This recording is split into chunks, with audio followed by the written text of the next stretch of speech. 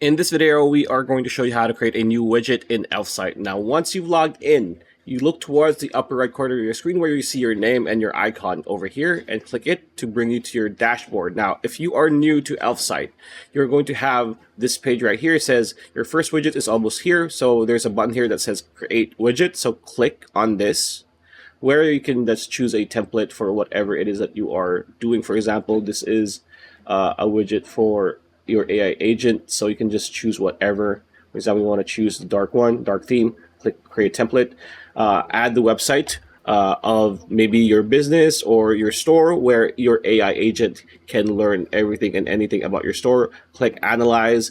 For example, we want to go to twitter.com, for example. You need to click on analyze, and after that, you'll be good to go with your AI widget for your AI agent. So pretty much it. That's a video. Hope you liked it. Like, comment, share, subscribe, ring that bell icon. We'll see you on the next video.